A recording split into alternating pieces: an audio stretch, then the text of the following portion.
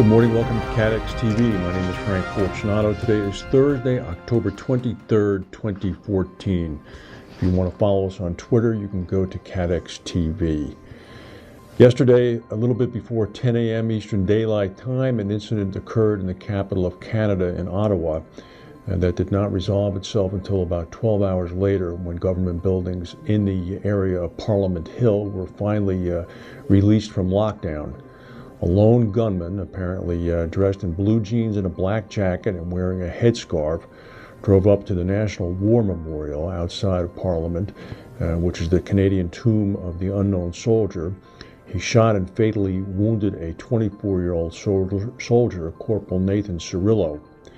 He then got back into his car. He actually hijacked the vehicle, I should say, and drove 600 meters to the Parliament Hill complex, where he got out of the car and entered the facility, which is the Canadian Parliament. Inside the facility, caucus meetings were going on with members of Parliament. The Prime Minister of Canada, Stephen Harper, was in fact present. He went in brandishing the gun. Tourists scattered. He was pursued by police who fired rounds of ammunition at him. There's particularly gripping iPhone video footage taken by a Toronto Globe and Mail correspondent, until the assailant was shot and killed by the Sergeant-at-Arms of the Canadian House of Commons, Kevin Vickers. Mr. Vickers is a former Royal Canadian Mounted Police. There have been subsequent reports of two other shootings, one at the War Memorial, which in fact was perpetrated by the same gunman, and supposedly another shooting downtown. As is typical in crises like this, the initial information that came out was incorrect. There were two shootings perpetrated by one gunman. The gunman was a 32-year-old Canadian named Michael Abdul Zahaf Bibo. Mr. Zahaf Bibo had a criminal record. He had recently converted to Islam. His passport had been seized by the Canadian government, and he had been designated as a high-risk traveler. He was on a watch list. The catastrophe modeling firm AIR Worldwide has said that the Hurricane Gonzalo that struck Bermuda last weekend could cause a range of $200 to $400 million in insured losses. They said that the damage was not as bad as it could have been because Gonzalo's eye, the calm of the storm, enveloped the entire island as it passed directly overhead, reducing the amount of time that the buildings were being battered by 125-mile-an-hour winds. The storm was a Category 3 hurricane. Insurers worldwide are going to have to pay up to a record of $800 million to cover the damage done by attacks on airplanes this week, driving up prices and drawing rivals into the market. The hefty bill dwarfs the $90 million in premium that insurers received last year to cover the incidents, which have included a litany of incidents: the downing of Malaysian Airlines Flight 17 in the Ukraine, the disappearance of the flight that took off from Kuala Lumpur, which is still not known where it went, the destruction of several planes at the Beirut airport, as well as an Air Algeria flight that crashed in Mali due to unknown causes. Difficulty is that the burst in premium activity is going to cause new markets to come into the aviation insurance sector.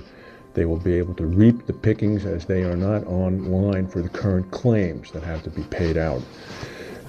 Depending on what happens at renewals, the Atrium Underwriting CEO Richard Harris said, "We know the price we want for business. If it hits that price, we're in. If it doesn't, we're not." Lloyd has approved the first Turkish broker. It gave approval in Baden-Baden yesterday when Tom Bolt made the announcement that the paperwork had been signed. Mr. Bolt, who's the performance director at Lloyd's, delivered the news in a speech at the Lloyd's cocktail party in Baden-Baden.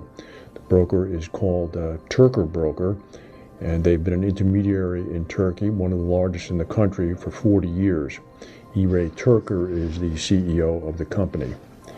Caterpillar Corporation in Peoria, Illinois, which is a good bellwether of the way the global economy is going because of the equipment they make, bulldozers, large construction equipment and the like, raised its full-year earnings forecast and said its sales may gain next year on an improvement in global economic growth.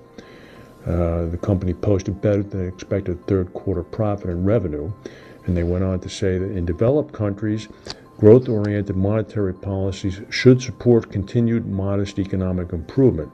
There's also a potential for increased investment in infrastructure in countries such as the U.S., India, and Turkey. A large explosion has rocked a bus station in northern Nigeria in an area previously targeted by Boko Haram. The police did not answer calls asking for comments, but witnesses say that casualties have been taken out of the facility.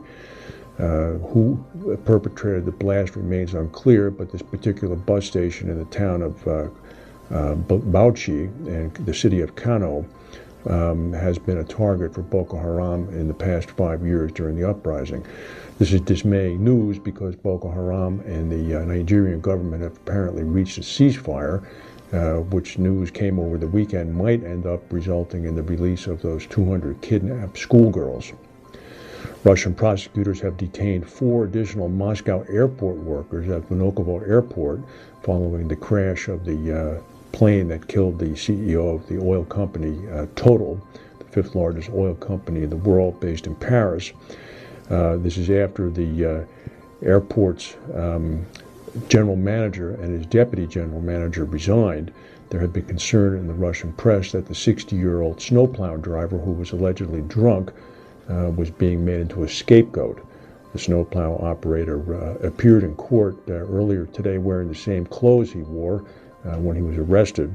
He's going to be kept in jail until the trial, which will begin in 8 months. The other 4 people arrested include the head of flights at the airport, a dispatcher, as well as several other people, including the airfield service engineer who was overseeing snowplow operations. Last night, the Kansas City Royals evened the World Series. It's 1-1. The next game will be in San Francisco tomorrow night. That's the news for today. If we have any breaking news, we'll come back and tell you. Thank you for watching.